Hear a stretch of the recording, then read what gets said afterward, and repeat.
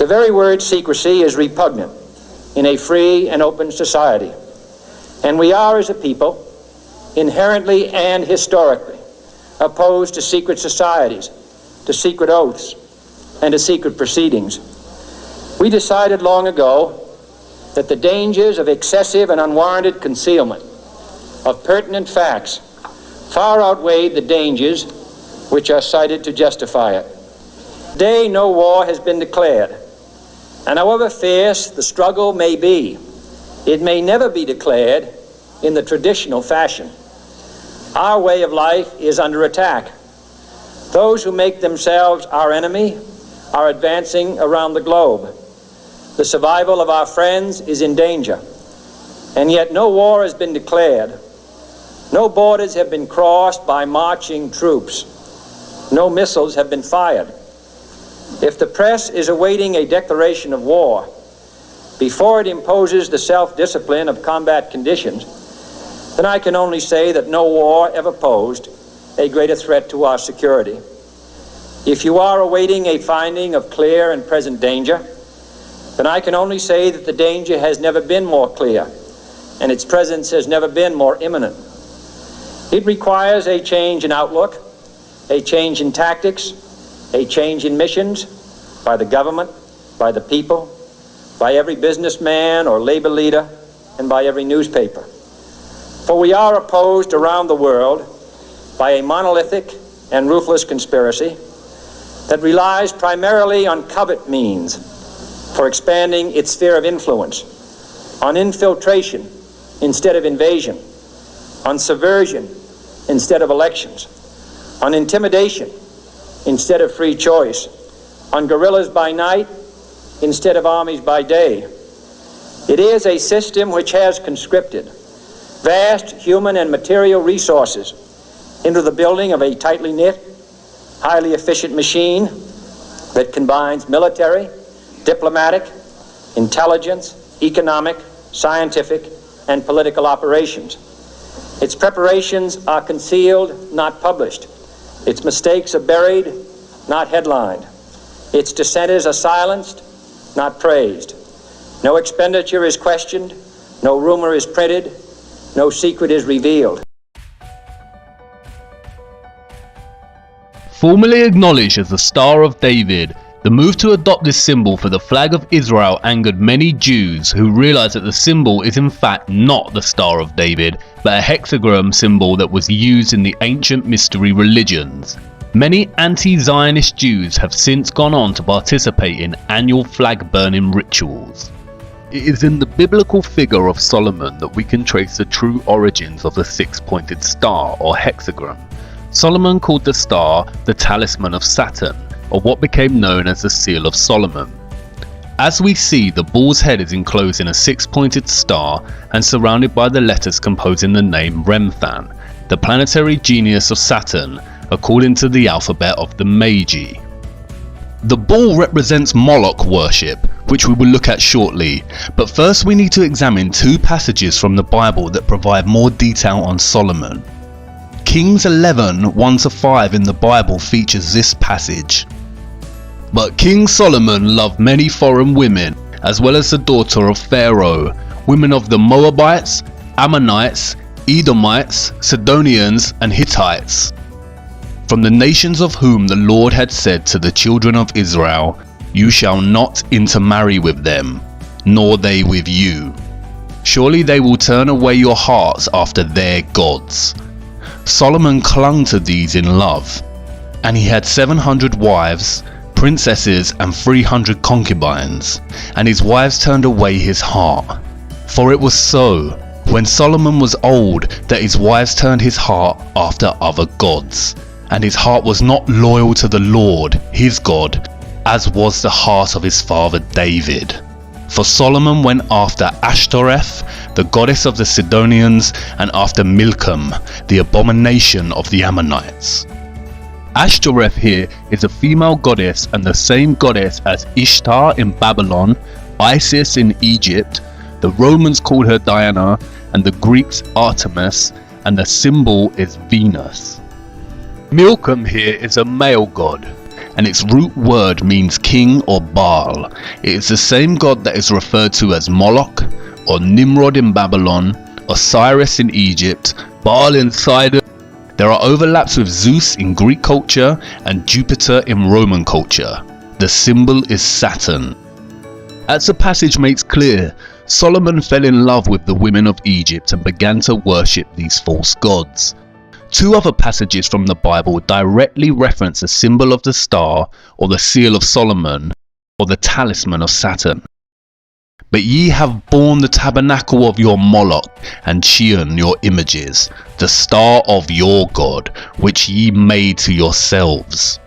In another passage, just before being stoned to death by the Jews, Stephen accused the Jewish leaders. And you took up the tent of Moloch, and the star of your god Remphan, the figures which you made, in order to worship them. As you see, the star in the Bible is directly correlated with the god Moloch and Remphan. Remphan is another word for Saturn. If you study the geometry of the star, you realize it has 6 points, forms 6 equilateral triangles, and its interior forms a 6-sided hexagon. The 6 points, 6 triangles, and 6 sides of the hexagon equate to 666, the specific number that the Bible designated as the mark of the beast, or Lucifer's number. As Revelation states, "Here is wisdom.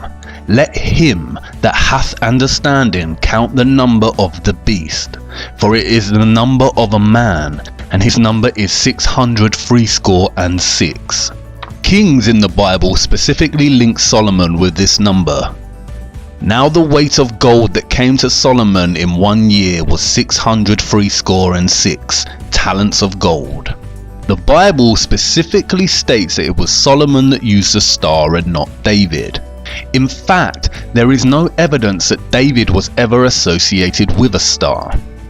We've seen how Freemasonry had been infiltrated and overtaken by the Rothschild Illuminati agenda.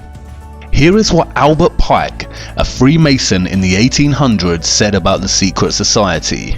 Masonry is a search after light. That search leads us directly back, as you see, to the Kabbalah. Kabbalah is the key of the occult sciences. The true philosophy, known and practiced by Solomon, is the basis on which Masonry is founded.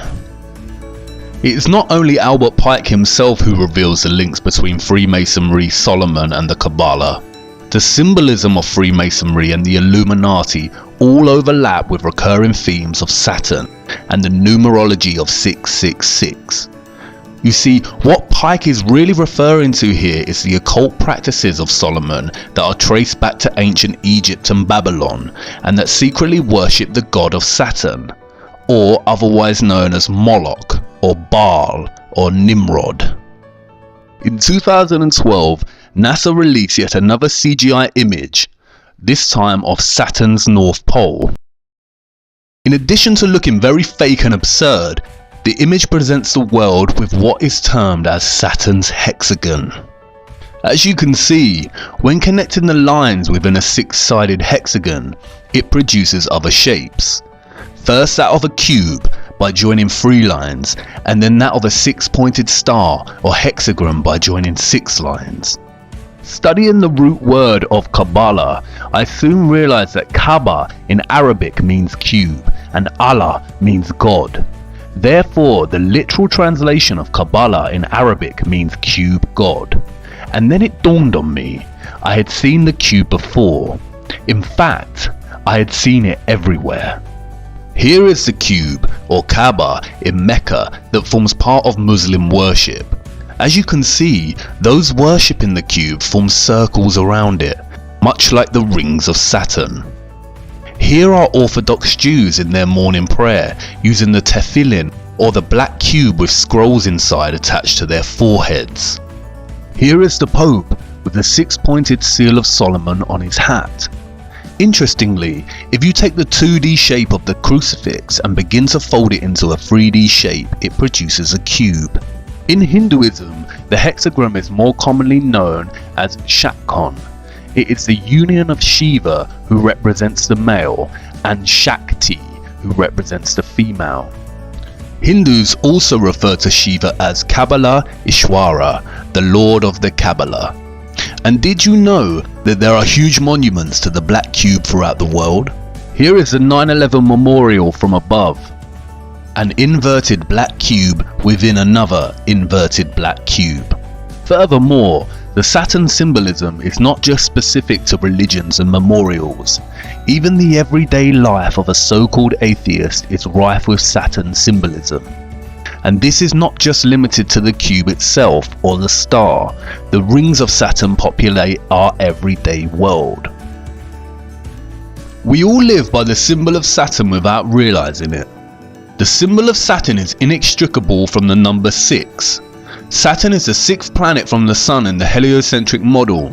Also, Saturn Day, or what we now refer to as Saturday, is the 6th day. If you look closer at the Freemason square and compass, it is indeed a broken 6-star hexagram. When linking the letters that spell Mason on the $1 bill, you get a 6-pointed hexagram with the Eye of Providence, or the Eye of Horus, specifically highlighted. Horus, again Egyptian gods.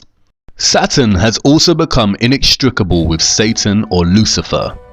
As Manly P. Hall writes, Saturn has also been associated with Satan, and this for numerous reasons.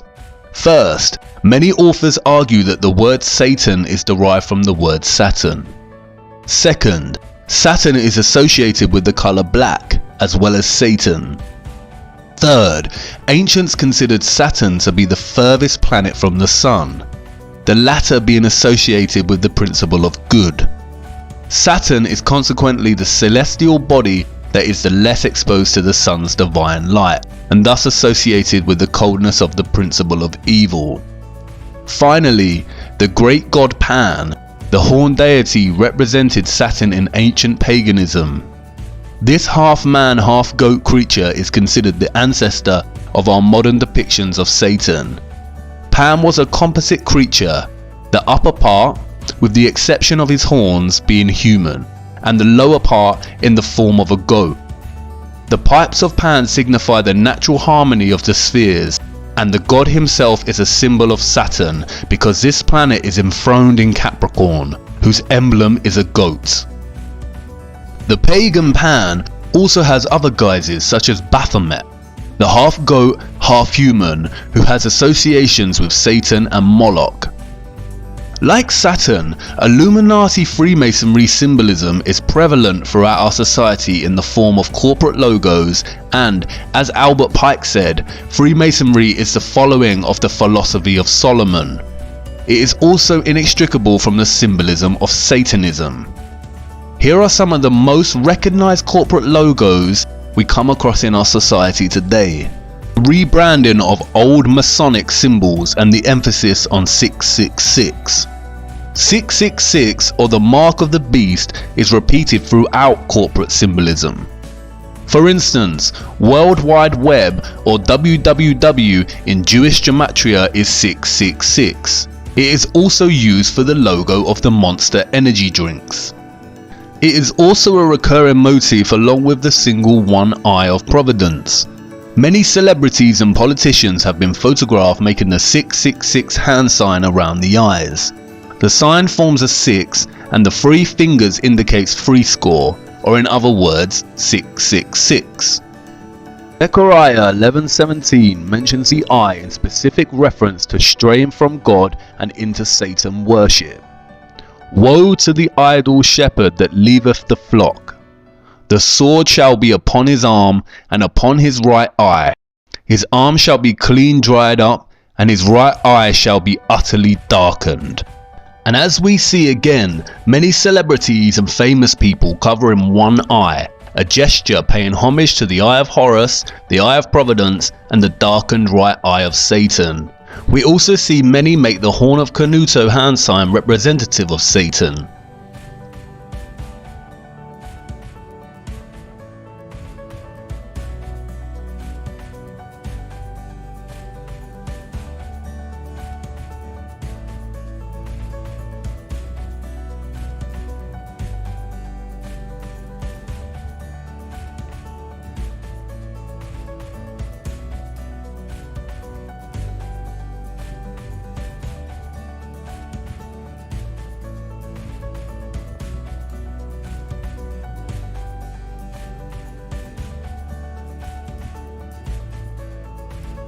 The symbolism is literally everywhere. For instance, why does the Vatican's hall look like a serpent? What are the dark serpent-like figures behind the throne? And why was the Vatican's telescope initially named Lucifer? I could go on and on about the abundance of satanic, Saturn symbols in our culture, from the prevalence of Egyptian monuments to secret gestures such as the vow of silence and the Masonic one hidden hand. But I think you get the point. And there is a wealth of information out there if you want to pursue your own research. This video is only supposed to be a very basic overview of this type of symbolism. It becomes confusing because the same symbol of Saturn or Satan keeps appearing in different eras and cultures under different guises. Much like Bauer changed his name to Rothschild, the worship of Saturn has undergone so many different iterations and changes that it becomes difficult to track. I feel that this is deliberately so. And this is the point. What the Rothschilds achieved with their centralized banking and Illuminati cabal establishment of controlled leaders in every industry, such as fossil fuels, health and education, is a highly disguised and masterly executed form of infiltration. They have controlled our access to knowledge from the beginning. The Natural History Museum at Tring belonged to 2nd Baron Rothschild and is located in a Rothschild family home. The League of Nations organized the inception of the Central Natural History Museum. E.L. Rothschild Limited, a private funded family investment company and established by Sir Evelyn de Rothschild and Lynn Forrester de Rothschild, oversees a variety of Rothschild's global investments. The company currently has interests in media, real estate, agriculture and luxury goods, with a significant previous positions in financial services, technology and communications. They even own 70% of Weather Central and all of its communications. As of today, the Rothschilds own over 160 central banks and control the finances of the majority of nations on Earth. In the year 2000, there were only a few countries that did not have centrally established banks. Any nation that resists their desire to control is demonized through the media and is usually bombed under the pretense of war or terrorism. Is this starting to make sense yet? As we saw in the previous episode, all wars are deliberately choreographed, as are all politics. The opposing forces of the political left and right is all theatre to produce the illusion of choice. They are all players on the world stage whose autonomy and real governing power is limited by the elite powers such as the Rothschilds. It is the same with corporations, products and the media. The illusion of choice, when in fact they are all owned by the same top of the pyramid companies that are in the pockets of the Rothschild elite. You can discover this yourselves by just following the money. The primary aim of the Illuminati cabal is to establish Novus Ordo Seclorum, as stated on the $1 bill, and which means a new order of the ages, or a new world order. The agenda of this order is to establish a globalist one world government, with a world military, centralized banking, health, education and religion. Here we can see the former Israeli president Shimon Peres, a Rothschild puppet, meeting with the Pope to discuss uniting all religions under one world religion. And I can bet you that the one world religion would carry the symbol of Saturn. Again, I will not go into much depth about globalism and the New World Order agenda. There is a wealth of material on the internet if you are interested. The Rothschilds and the Rockefellers are just one of the many governing cabal elite families that run and rule our world. Doing justice to the complexity of this would require its own video series. My main objective is to give you a brief overview of the Rothschilds' power complex and its grip on our world, and to show you the prevalence of satanic symbolism that stems from this power complex, as it is the key to understanding the lie behind the heliocentric model of the Earth, and why they would deliberately hide that our Earth is a flat, disc-like plane. Despite being studied and used by different Jewish sects today, the Kabbalah is not exclusively Jewish. It has ties that go beyond Judaism. Jewish mysticism originated with the apostate Israelites and ancient Egypt and Canaan during the time of the serpent religions of the Ammonites, the Canaanites and Egyptians, all of which trace back to Babylon. And, as I have shown you, this is evident in the symbolism. Does this mean that Orthodox Kabbalah Jews secretly worship Saturn or Satan? No. What the Rothschilds and their puppets have successfully achieved is a worldwide worship of Saturn or Satan in its various guises through deception and infiltration without the world knowing it. I am not suggesting that Jews in general worship Satan, especially in their study of the Kabbalah, nor am I suggesting that Muslims in their prayer to the Kaaba or Catholics visiting the Vatican are Satanists. I am showing you that without actually knowing it, we are all in some way giving our energy and worship to this satanic lineage without realizing it. Even if you're an atheist, the black cube and Saturn rings are so prevalent in your life you may wear clothing with the symbolism on without even realizing. It is now important to return to the Big Bang. As I mentioned in the previous episode, the Kabbalah Ein Sof provides us two conclusions: that either the Big Bang has proven the Kabbalah and its teachings, or that the Big Bang theory was stolen from the Kabbalah. But you see, perhaps there is an even more sinister conclusion behind this. Perhaps, just perhaps, modern Kabbalists, or more specifically the Illuminati Freemasonry satanic complex, have figured out a way to force their beliefs onto others by renaming their views as science. Perhaps atheism is not atheism at all, but a deceptive form of Satan-Saturn worship, which encourages people to forsake the idea of God and creation and adopt randomness, nihilism, or the idea of nothingness, and is achieved through none other than widespread institutional control and infiltration of the sciences via the Rothschilds, Rockefellers, and other puppets.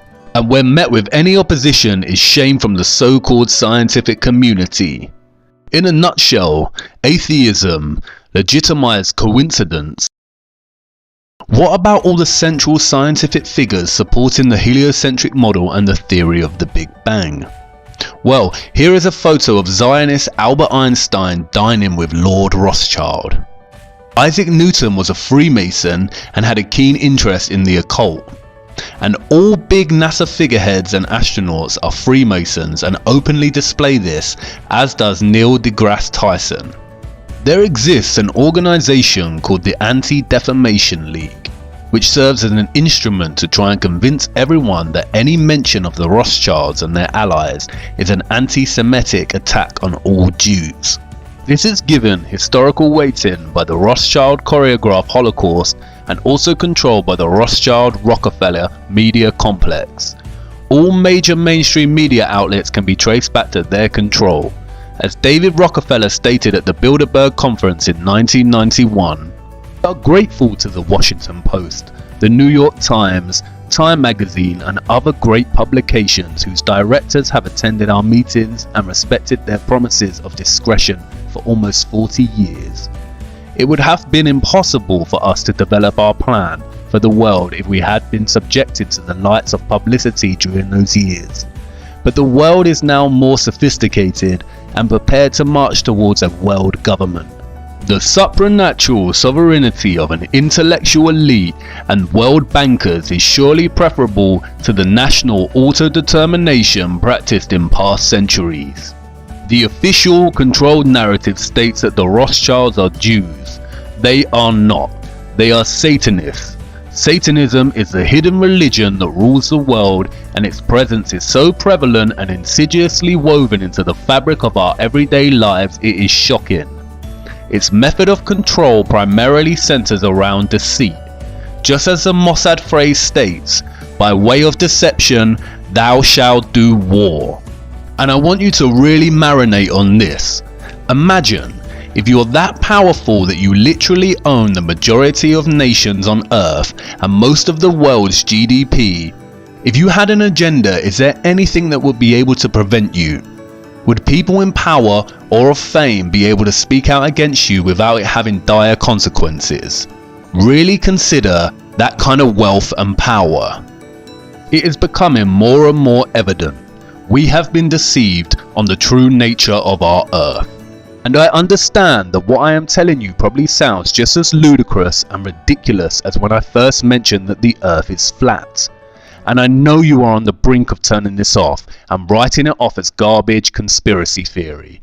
But let me tell you this, conspiracies are real. It's the lack of evidence that makes them a theory. Stay with me. As I said before, you cannot tell people the truth, you must show them. Do not take my word for it. I cannot just make claims that there is an elite body of people that worship Satan and have operated throughout time by deceiving the common people as to the true nature of the world, and that they have full control over all the information we receive. Prevalent Satan symbolism and the history of the Rothschilds is not enough proof or evidence. If Satanism is real, then I need to show you the true evil of such worship before I show you what they are covering up with NASA. Come with me now to part 7. We are nearly through this rabbit hole.